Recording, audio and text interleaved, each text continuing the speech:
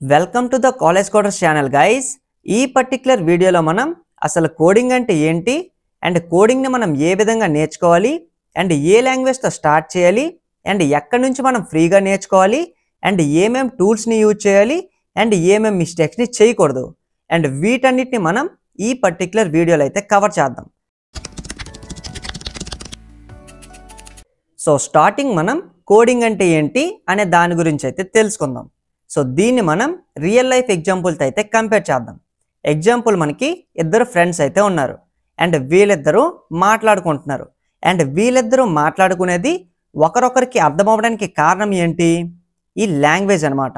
అంటే తెలుగు కానీ ఆర్ ఇంగ్లీష్లో కానీ వీళ్ళిద్దరూ మాట్లాడుకున్నట్లయితే ఇద్దరికి ఆ పర్టికులర్ లాంగ్వేజ్ వచ్చు కాబట్టి వీళ్ళిద్దరూ ఈజీగా కమ్యూనికేట్ అయితే చేసుకుంటున్నారు. అదే విధంగా మనకి ఈ కోడింగ్ లాంగ్వేజ్ కూడా అనమాట. అంటే ఎప్పుడైతే మనం కంప్యూటర్తో మాట్లాడాలి అనుకుంటామో అప్పుడు మనం ఈ కోడింగ్ లాంగ్వేజ్ని అయితే యూజ్ చేస్తాం.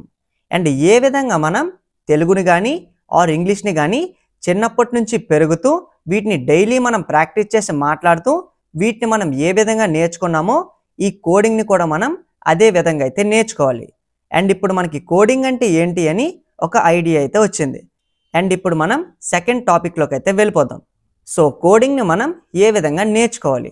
సో ఏ విధంగా మనం తెలుగుని కానీ ఆర్ ఇంగ్లీష్ని కానీ పెరుగుతూ అంత నీట్గా నేర్చుకుంటున్నామో ఈ కోడింగ్ లాంగ్వేజ్ని కూడా మనం ప్రాక్టికల్గా నేర్చుకోవాలి అంటే దీనికి మనకి ఇంట్రెస్ట్, పేషెన్స్ అలానే ప్రాక్టీస్ కూడా కావాలి. సో దీన్ని మనం నేర్చుకోవాలనే ఒక ఇంట్రెస్ట్ అయితే స్టార్టింగ్ మనకి ఉండాలి. అండ్ సెకండ్, మనం నేర్చుకునేటప్పుడు మనకి కొన్ని ఎర్రర్స్ అయితే వస్తాయి. అంటే కోడింగ్లో మనకి ఎర్రర్స్ అనేవి కామన్ అనమాట. అంటే మనం నేర్చుకునేటప్పుడు ఒక మిస్టేక్ చేసామంటే ఆ పర్టికులర్ మిస్టేక్స్తో మనం ఈ కోడింగ్ నాకు సెట్ అవ్వదు అని అక్కడితో ఆపేయకూడదు. సో దీన్ని మనం డైలీ ప్రాక్టీస్ చేస్తూ ఉన్నట్లయితే మనం దీన్ని అంతే సింపుల్గా అయితే నేర్చుకోవచ్చు.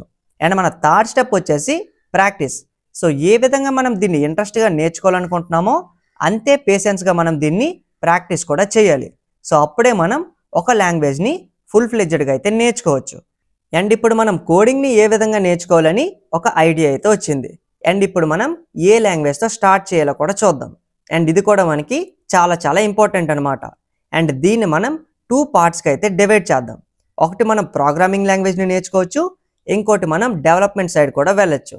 అండ్ రెండిట్లో మనం ఏది బెస్టో కూడా చూద్దాం. సో ప్రోగ్రామింగ్ లాంగ్వేజెస్లో మనకి సి లాంగ్వేజ్ ఉంది, దాని తర్వాత మనకి పైథాన్ కూడా ఉంది. అండ్ ఎవరు స్టార్ట్ చేసినా సరే మనకి ఈ 2 లాంగ్వేజెస్లో ఏదో ఒక దీంతో అయితే స్టార్ట్ చేస్తారు. సో ఫస్ట్ మనం ఈ రెండిట్లో దేంతో స్టార్ట్ చేస్తే బెటర్ కూడా చూద్దాం. ఎప్పుడైతే మనం సి లాంగ్వేజ్తో స్టార్ట్ చేస్తామో మనకి ఫండమెంటల్స్ అయితే స్ట్రాంగ్గా ఉంటాయి అన్నమాట. ఎందుకంటే సి లాంగ్వేజ్లో మనం రూల్స్ అండ్ రెగ్యులేషన్స్ని ఫాలో అయితే చేయాలి. అండ్ సి లాంగ్వేజ్ని మనం నేర్చుకున్న తర్వాత ఎయిదర్ మనం పైథాన్లోకి కానీ ఆర్ మనం జావాలోకి కానీ ఆర్ మనం C++కి కానీ అంతే సింపుల్గా స్విచ్ కూడా అవ్వచ్చు. ఎందుకంటే మనం ఏవైతే టాపిక్స్ని సి లాంగ్వేజ్లో నేర్చుకున్నామో సేమ్ టాపిక్స్ మనకి అంటే రూల్స్ అండ్ రెగ్యులేషన్స్ మరి ఈ లాంగ్వేజ్లో కూడా మనం నేర్చుకుంటాం అనమాట. సో ఈ విధంగా మనం స్టార్టింగ్ సి లాంగ్వేజ్తో స్టార్ట్ చేయడం అనేది బెస్ట్ ఆప్షన్ అనమాట. ఒకవేళ మనం ప్రోగ్రామింగ్ లాంగ్వేజ్తో స్టార్ట్ చేయకుండా డైరెక్ట్గా మనం డెవలప్మెంట్ సైడ్ వెళ్ళాలి అనుకుంటే దీంట్లో మనకి స్టార్టింగ్ 3 కాన్సెప్ట్స్ గురించి అయితే నేర్చుకోవాలి. ఒకటి మనకి HTML, రెండోది CSS, మూడోది జావా స్క్రిప్ట్. అండ్ HTMLని CSSని నేర్చుకునేటప్పుడు మీకు ఎటువంటి ప్రాబ్లం అయితే ఉండదు. కానీ ఎప్పుడైతే మీరు జావా స్క్రిప్ట్ని నేర్చుకుంటారో అప్పుడు మీరు ఎటువంటి ప్రోగ్రామింగ్ లాంగ్వేజ్ని నేర్చుకున్నట్లయితే ఇక్కడ మీరు ప్రాబ్లమ్ని అయితే ఫేస్ చేస్తారు. సో ఎప్పుడైతే మీరు జావా స్క్రిప్ట్ని కూడా నేర్చుకోవాలనుకుంటారో ఫస్ట్ మీరు ఒక ప్రోగ్రామింగ్ లాంగ్వేజ్ని అయితే నేర్చుకోండి.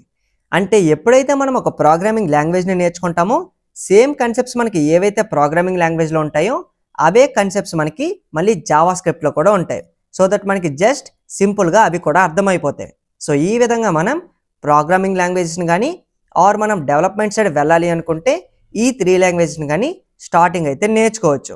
అండ్ ఇది మనకి బెస్ట్ అప్రోచ్ అనమాట. అండ్ నా ఒపీనియన్ ఏంటి అంటే ఫస్ట్ మీరు సి లాంగ్వేజ్ని నేర్చుకొని తర్వాత ఈ మూడిట్లో ఏదో ఒక లాంగ్వేజ్ని నేర్చుకొని తర్వాత మీరు డెవలప్మెంట్ సైడ్ అయితే వెళ్ళండి. అండ్ ఈ విధంగా మనం కోడింగ్ లాంగ్వేజ్ని అయితే స్టార్ట్ చేయొచ్చు. అండ్ ఇప్పుడు మనం ఏ విధంగా ఫ్రీగా నేర్చుకోవచ్చో కూడా చూద్దాం. సో మనం ఫ్రీగా నేర్చుకోవడానికి మనకి మల్టిపుల్ ఆప్షన్స్ అయితే ఉన్నాయి. అండ్ దాంట్లో ఫస్ట్ ఆప్షన్ వచ్చేసి యూట్యూబ్ అనమాట. సో సింపుల్గా మనం యూట్యూబ్ని ఓపెన్ చేసి మనం ఏదైతే లాంగ్వేజ్ని నేర్చుకోవాలనుకుంటున్నామో దాని నేమ్ని సెర్చ్ చేసినట్లయితే మనకి మల్టిపుల్ వీడియోస్ అయితే వస్తాయి. అండ్ దాంట్లో మనం ఏదైతే నేర్చుకోవాలనుకుంటున్నామో దాన్ని అయితే చూజ్ చేసుకోవచ్చు. అండ్ చూజ్ చేసుకునే ముందు మనం ఇంకో రూల్ని కూడా ఫాలో చేద్దాం. అండ్ ఆ రూల్ ఏంటి అంటే మనం ఏదైతే నేర్చుకోవాలనుకుంటున్నామో దాంట్లో ఏమేం టాపిక్స్ ఉంటాయో మనకి స్టార్టింగ్ అయితే తెలీదు. సో ఈ టాపిక్స్ని తెలుసుకోవడానికి ఫస్ట్ మనం గూగుల్లోకి వెళ్దాం. అండ్ గూగుల్లో మనం ఏమేం టాపిక్స్ ఉంటాయో ఈ పర్టికులర్ లాంగ్వేజ్లో అని టైప్ చేద్దాం. సో మనకి ఏదైతే రిజల్ట్స్ వస్తాయో ఆ పర్టికులర్ టాపిక్స్ని మనం ఏదైతే వీడియో చూసి నేర్చుకోవాలనుకుంటున్నామో రెండింటిని మనం కంపేర్ చేద్దాం. ఒకవేళ ఆ వీడియోలో ఈ టాపిక్స్ అన్నీ మనకి కవర్ అయినట్లయితే ఆ పర్టికులర్ వీడియోని మీరు చూడండి. సో ఈ విధంగా మనం ఏ లాంగ్వేజ్నైనా ఫ్రీగా ఫుల్ ఫ్లెడ్జ్డ్గా అంతే సింపుల్గా అయితే నేర్చుకోవచ్చు. అండ్ మన నెక్స్ట్ టాపిక్ వచ్చేసి మనం ఏ టూల్ని యూజ్ చేసి ఈ లాంగ్వేజ్ని అయితే నేర్చుకోవచ్చు. సో మనం స్టార్టింగ్ టాపిక్లో కూడా మాట్లాడాం. సో ఎప్పుడైతే మనం కంప్యూటర్తో మాట్లాడాలనుకుంటామో కంప్యూటర్తో మాట్లాడడానికి మనకు ఒక మీడియేటర్ అయితే అవసరం. అండ్ ఈ మీడియేటర్ అంటే మనం ఏదైతే ఇన్స్ట్రక్షన్ని కంప్యూటర్కి ఇవ్వాలనుకుంటున్నామో ఆ పర్టికులర్ ఇన్స్ట్రక్షన్ని మనం టైప్ చేయడానికి మనకి టూల్స్ అయితే హెల్ప్ చేస్తాయి. అండ్ దీన్ని మనం సింపుల్గా కోడ్ ఎడిటర్ అని కూడా చెప్పచ్చు. And the best code editor ఏంటి అంటే విఎస్ కోడ్ అనమాట. అండ్ ఈ విఎస్ కోడ్ మనం బెస్ట్ అని ఎందుకు అంటున్నామో కూడా చూద్దాం. సో సింపుల్గా మనం విఎస్ కోడ్ని ఇన్స్టాల్ చేసుకొని దీంట్లోనే మనం సి లాంగ్వేజ్ని నేర్చుకోవచ్చు, పైథాన్ని నేర్చుకోవచ్చు, జావాని నేర్చుకోవచ్చు, ఆర్ ఈవెన్ మనం వెబ్ డెవలప్మెంట్లో ఉండే HTML, CSS అలానే జావా స్క్రిప్ట్ ఆర్ ఈవెన్ మనం ఎటువంటి దాన్ని నేర్చుకోవాలన్నా సరే మనం సింపుల్గా ఈ విఎస్ కోడ్ అనే టూల్ని ఒక్కసారి ఇన్స్టాల్ చేసి దేన్నైనా మనం సింపుల్గా అయితే నేర్చుకోవచ్చు.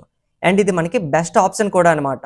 అండ్ ఎంత ఫ్లెక్సిబుల్గా ఉంది కాబట్టి మీరు కూడా ఏ ప్రోగ్రామింగ్ లాంగ్వేజ్ని నేర్చుకోవాలన్నా సరే ఈ విఎస్ కోడ్ని ఇన్స్టాల్ అయితే చేసుకోండి. అండ్ ఇప్పుడు మనం ఫైనల్ టాపిక్ కూడా వచ్చేసాం. అదేంటి అంటే మనం కోడింగ్ నేర్చుకునేటప్పుడు ఏమేమి మిస్టేక్స్ని చేయకూడదు.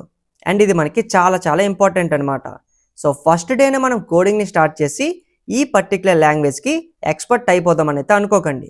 ఎందుకంటే మనం ఫస్ట్ డేనే అన్నీ నేర్చుకున్నట్లయితే మనం వాటిని గుర్తుపెట్టుకోవడం మనకి కొంచెం కష్టంగా అయితే ఉంటుంది. సో మెల్లమెల్లగా స్టార్ట్ చేయండి. అండ్ మెల్లమెల్లగా స్టార్ట్ చేసి అలవాటు చేసుకోండి. అండ్ ప్రాక్టీస్ చేయండి. ఆ విధంగా మీరు ఆ లాంగ్వేజ్కి ఎక్స్పర్ట్ అయితే అవ్వండి. అండ్ నెక్స్ట్ పాయింట్ ఏంటి అంటే బ్లైండ్గా వీడియోస్ని చూసి కాపీ పేస్ట్ చేసి అయితే నేర్చుకోకండి. ఎప్పుడైతే మనం కాపీ పేస్ట్ చేసి నేర్చుకుంటామో ఆ పర్టికులర్ టాపిక్ మనకి ప్రాక్టికల్గా అయితే అర్థమవుదు.